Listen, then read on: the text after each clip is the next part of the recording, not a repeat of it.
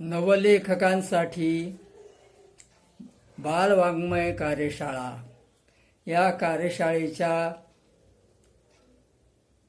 कार्यशाळेचे उद्घाटक माननीय नामदार संजयजी बनसोडे साहेब, राज्यमंत्री महाराष्ट्र राज्य, अध्यक्ष धनंजय उडसुरकर, सदस्य महाराष्ट्र राज्य साहित्य संस्कृती मंडळ। या कार्यशाळेचे मार्गदर्शक डॉक्टर पृथ्वीराज तौर, सदस्य भाषा सल्लागार समिती।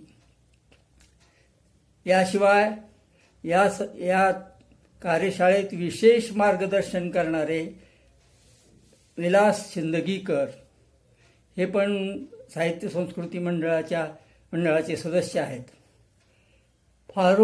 विलास शिंदगीकर, देवीदास फुलारी, माननीय कवी आणि समीक्षक, फारुख एस काजी आणि उपस्थित मित्र, आपण महाराष्ट्र राज्य साहित्य संस्कृती मंडळातर्फे आज बालवाङ्मय कार्यशाळा घेत आहोत। हा सध्याचा काळ मराठी भाषा संवर्धनाचा राज्य शासनाने घेतलेला साहित्य संस्कृती मंडळाने आयोजित केलेला असा भाषा संवर्धन पंधरवडा आहे। या निमित्तानं या ठिकाणी अनेक मान्यवरांचं मार्गदर्शन आपल्याला मिळणार आहे। भाषा अभ्यासक या नात्याने किंवा भाषेचा थोडा बहुत जो काही विचार मी केलेला आहे त्यातून मी आपल्यासमोर भाषाविषयक काही विचार मांडणार आहे। मुळात भाषा ही माणसाच्या अंतर्बाह्य विकासाचं एक महत्त्वाचं साधन आहे। माणसाच्या आणि प्राण्यांच्या मध्ये जर कोणता भेद असेल तर माणसाला सापडलेली भाषेची देणगी, आणि जी देणगी प्राण्यालाही आहे, पण प्राण्यांच्या मध्ये त्यांच्या आवाजांचे अर्थ लावण्याची जी शक्ती आहे ती जी मानवात आहे ती प्राण्यांमध्ये नाही। त्यामुळं मनुष्य प्राणी किंवा मानव हा इतर प्राण्यांपेक्षा वेगळा ठरलेला आहे। भाषा ही मानवानं निर्माण केलेली एक व्यवस्था आहे। सुरुवातीला काही संकेत निर्माण केले। अगदी सुरुवातीच्या काळात हावभावाचीच भाषा होती।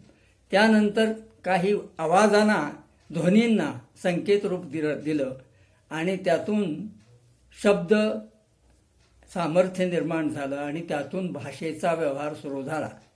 मूळ प्रेरणा अशी होती मानवाची की आपलं आत्मकथन, आत्मनिवेदन आणि इतरांशी संपर्क साधणे, आपली सुखदुःख इतरांना सांगणे आणि इतरांची सुखदुःख आपण ऐकून घेणे, समजणे, हा भाषेचा अतिशय महत्त्वाचा सुरुवातीचा भाग होता। त्यानंतर मानवाला भाषेच्या विकासाच्या संदर्भात आणि वैयक्तिक जीवनाच्या संदर्भात एक महत्त्वाचं साधन म्हणून तो भाषेकडे पाहू लागला। भाषा आणि मनाचा विकास, भाषा आणि भावनात्मक विकास, भाषा आणि बौद्धिक विकास, भाषा आणि विचार विकास, असे भाषेचे अनेक उपयोग किंवा माणसाच्या प्रगतीच्या संदर्भात ही भाषेची अनेक अंग माणसाने आत्मसात केलेली आहेत आणि त्यामुळेच माणूस आजचा प्रगतिशील माणूस दिसतो आहे। भाषा म्हणजे केवळ व्यावहारिक गरजांच्या पूर्ततेचा वा सामाजिक विचार विनिमयाचं साधन नाही, तर भाषा म्हणजे त्या भाषेमध्ये ज्या परंपरा आहेत, त्या भाषेत जे काही साहित्य निर्माण झालेलं आहे, त्या सर्वांचा अभिव्यक्त झालेला जो एक मूल्य संस्कार आहे, तो भाषेत महत्त्वाचा ठरतो. भाषेत प्रथम म्हणजे श्रवण केलं जातं. आता मूल जन्माला आलं की त्याच्यामध्ये अलीकडे मेंदूतले 2 महत्त्वाच्या घटकांचं संशोधन झालेलं आहे. त्यातला एक आहे वर्णिक आणि दुसरा आहे ब्रोका. वर्णिक हा जो मेंदूतला घटक आहे, तो बाहेरची सगळी जी काही माहिती आहे, जे त्याच्या कानावर पडतंय, ते आतमध्ये ग्रहण करण्याची ती एक शक्ती आहे. आणि काही काळानंतर त्याला प्रकट करण्यासाठी म्हणून त्याला आपल्या शब्दातून किंवा आपल्या ध्वनीतून व्यक्त करण्यासाठी म्हणा, ब्रोका हे मेंदूतलं एक केंद्र आहे. तेव्हा या दोन्ही केंद्राचा आणि भाषेचा संबंध आहे. भाषेतून काय काय साध्य होतं हे जर आपण पाहिलं तर त्यात आपल्याला असं दिसतं की जवळजवळ माणसाचं जीवन हे भाषेतूनच संपन्न झालेलं आहे. माणूस मराठी कुसुमाग्रजांनी म्हटलेलं आहे की माणूस हा भूमीतून आपल्याला लागणारं जे जीवनसत्व आहे, जीवनतत्व आहे, ते स्वीकारतो आणि मनाच्या पोषणासाठी भाषेचा त्याला आधार घ्यावा लागतो. त्यांनी असं म्हटलेलं आहे, माझ्या मराठी मातीचा लावा ललाटास टिळा, हिच्या संगाने जागल्या दऱ्या खोऱ्यातल्या शिळा. हे मराठी भाषेचं महत्त्वाचं वैशिष्ट्य आहे की जी दऱ्याखोऱ्यात, अगदी ग्रामीण भागात, दूरवर, सर्व दूरवर महाराष्ट्रात पसरलेली भाषा पसरलेली आहे. ह्या भूमीत जे सामर्थ्य आहे ते सामर्थ्य आपल्या भाषेतही आहे, कारण आपली नाळ ही भाषेशी जोडली गेलेली आहे. भाषा हे एक संस्कृती निर्माण करण्याचं, संस्कृतीचं रक्षण करण्याचं आणि संस्कृतीचं संवर्धन करण्याचं एक महत्त्वाचं साधन आहे. याशिवाय आजकाल आपण ऐक्याच्या बाबतीतही बोलत आहोत. एक समाज जो ऐक्य रूपात येतो आहे, मराठी भाषक हा एक समाज आहे, त्याच्यात ऐक्यभावना निर्माण होण्यासाठी भाषेची फार मोठी भूमिका आहे. आपण सीमा प्रश्नाच्या बाबतीत लगेच एकत्र येतो आणि आपली शक्ती दाखवतो की आम्ही काही कमी नाहीत, आम्हाला सीमा प्रदेशात आमची मराठी ही राहिली पाहिजे, आमची भाषा राहिली पाहिजे, आमचा समाज राहिला पाहिजे. ह्या भाषेच्या संदर्भातल्या ज्या गोष्टी आपण पाहिल्या त्यात प्रामुख्याने मातृभाषेचा मोठ्या प्रमाणावर समावेश आहे. कारण मातृभाषेतूनच माणसाचा विकास होतो. जीवनरस पुरवण्याचं कार्य मातृभाषा करते. बालकाला त्याचं संपूर्ण जीवन विकसित करण्याचं कार्य मातृभाषा करत असते. जननी जन्मभूमी स्वर्गादपि गरी असे असं म्हटलेलं आहे. हे खरं आहे. आई आणि मातृभूमी ह्या श्रेष्ठ आहेतच, पण आई ही काही काळापुरती, काही काळाकरता मुलांच्या विकासासाठी ती आपलं सर्वस्व त्याग करते. ती त्याला आपलं सर्वस्व देते. त्याच्यात तिच्या अंगामध्ये जे जे काही घटक आहेत ते घटक त्या बालकाच्या अंगात उतरण्याची ती प्रक्रिया होते. पण हे काही काळापुरतं. पुढच्या काही काळानंतर माणसाला भूमी आधार देते, मातृभूमी आधार देते. म्हणून मातृभूमी ही श्रेष्ठ आहे. आणि पुढच्या मातृभूमीवर, त्याच भूमीवर राहणारा माणूस हा जेव्हा विकास साधतो तेव्हा त्याला त्या विकासाला सहाय्य करणारी ही मातृभाषा आहे.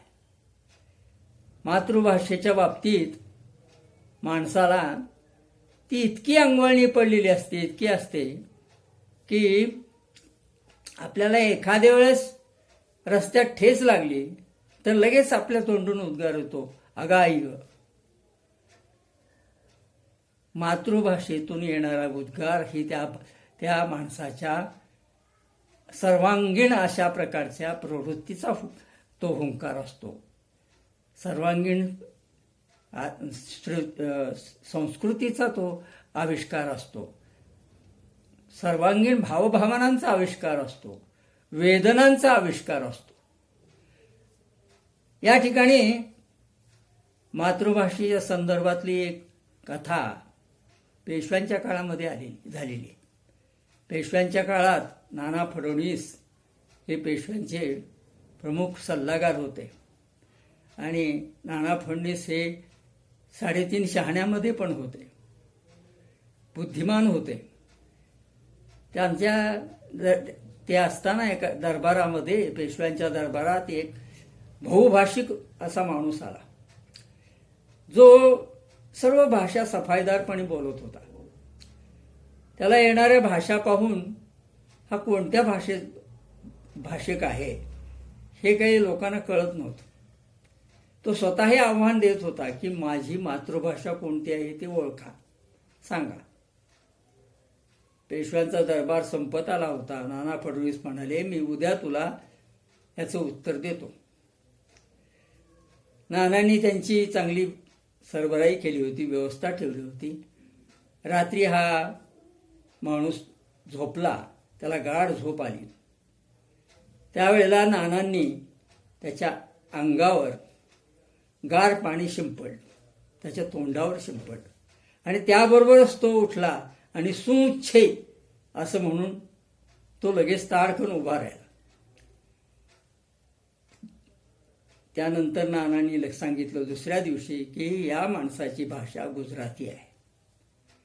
म्हणजे भाषेमध्ये जे काही वेदना, जे काही दुःख आहे, संकट आहेत, ती मातृभाषेतूनच प्रभावीपणे व्यक्त होत असतात किंवा स्वाभाविकपणे व्यक्त होतात.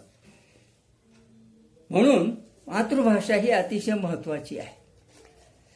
मातृभाषेतून शिक्षण ही एक महत्वाची गोष्ट आहे. माणसाच्या वैयक्तिक गुणवत्ता, सामाजिक कार्यक्षमता यांचा विकासाचा जर मूलाधार कोणता असेल तर तो आहे मातृभाषा. आणि म्हणून मातृभाषेच्या शिक्षणाकडे, मातृभाषेच्या जपणुकीकडे, मातृभाषेच्या संवर्धनाकडे आपल्या सर्वांनी लक्ष देणं आवश्यक आहे. भाषेच्या संदर्भात मराठी भाषेचा जर विचार केला तर आपली ही भाषा कोणकोणत्या बाबतीत संपन्न आहे हाही विचार महत्वाचा ठरतो. किंबहुना ती आपली मानांकनं आहेत, किंबहुना ती बलस्थानं आहेत. त्यातलं पहिलं बलस्थान आहे भाषेच्या संदर्भातलं, ते म्हणजे आपली भाषा ही अतिशय सुमारे 2000 वर्षाचा भाषेला इतिहास असणारी अशी भाषा आहे.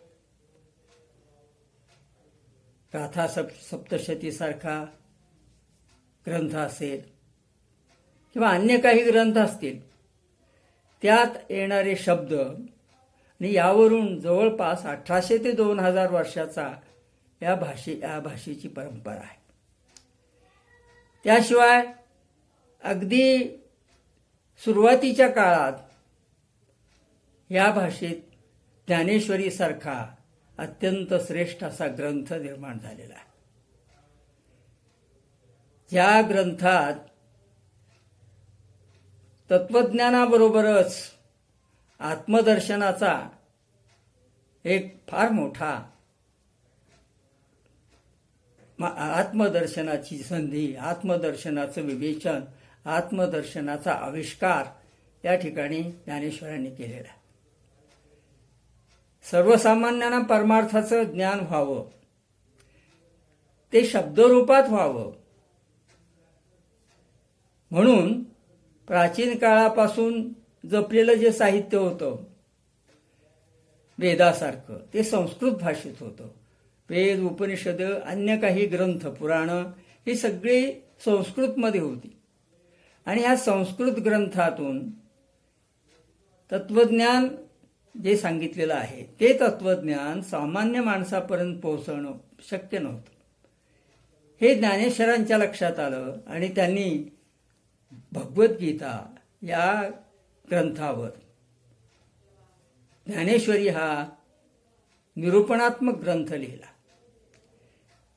माझा मराठाची बोलू कौतुके, परी अमृतातेही पैजैसी जिंके, ऐसी अक्षरे रसिके मिळविन.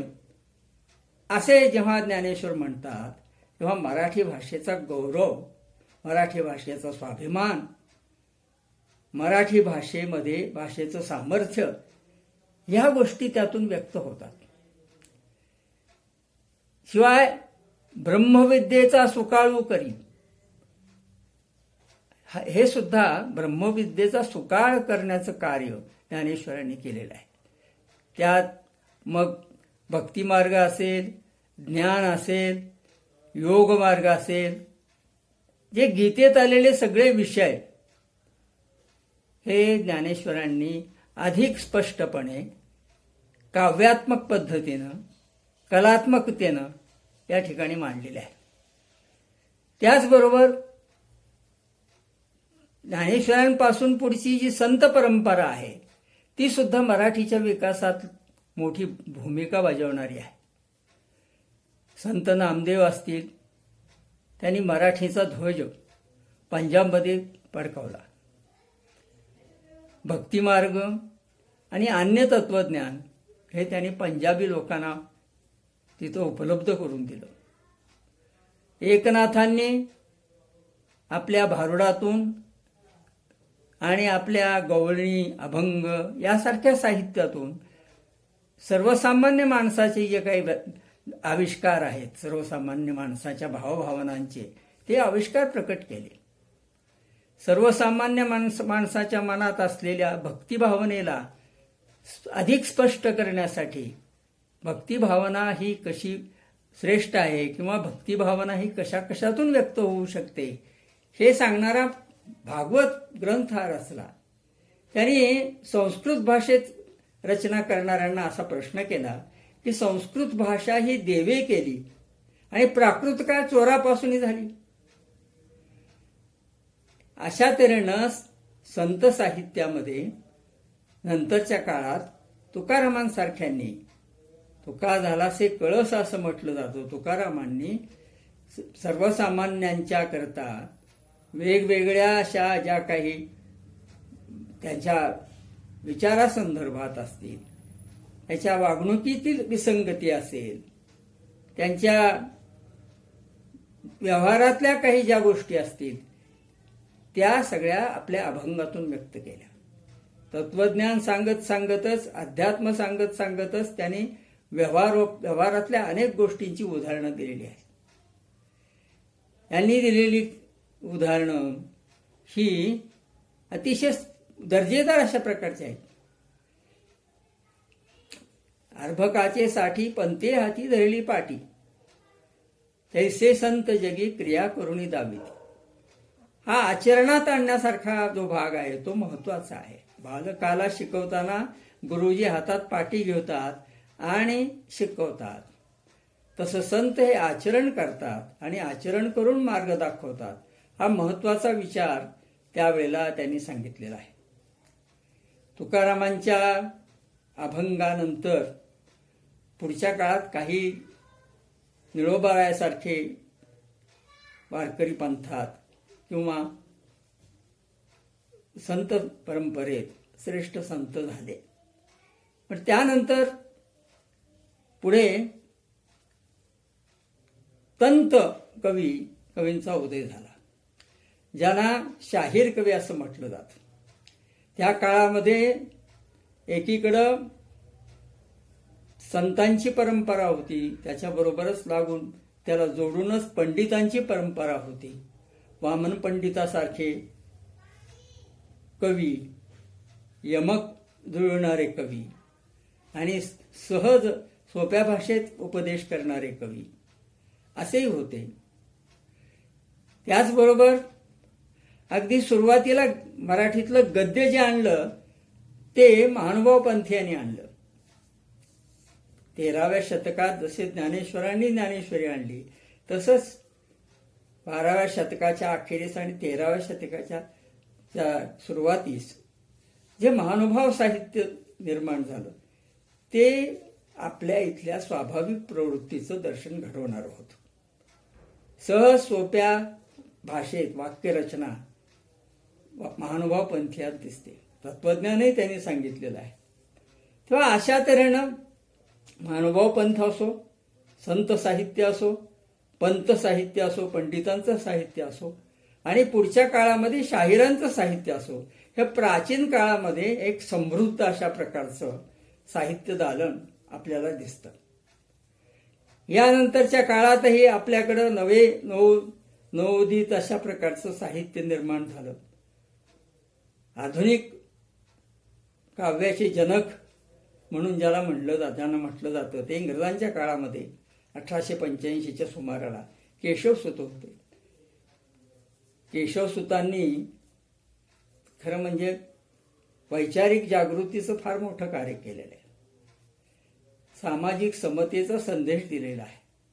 नव्या मनुतील नव्या दमाचा शूर शिपाई आहे, कोण मला बठणीवर आणतो आणलं ते मी पाहे, असं त्यांनी म्हटलेलं आहे. एक तुतारी द्यामज लागुनी फुंकिनची मी स्वप्राणाने भेदून टाकीन सगळी गगणे दीर्घजेच्या त्या किंकाळीने. अशा प्रकारचा सामाजिक आशय, सामाजिक सुधारणा, माणसाच्या मध्ये असणाऱ्या वैचारिक जाणीवा ह्या व्यक्त करण्याचं कार्य केशवसुतांनी केलेलं आहे. आणि त्यानंतरच्या काळातले अनेक कवी असे आहेत ज्यांनी राष्ट्रभक्तीपर काव्यरचना केलेली आहे. गोविंदसारखे कवी आहेत. स्वातंत्र्यवीर सावरकरांचं सुद्धा फार मोठं योगदान हे मराठी साहित्यात, काव्यात आहे. माझी जन्मटिप सारखा ग्रंथ असेल त्यांचा आत्मचरित्रपर, किंवा त्याचबरोबर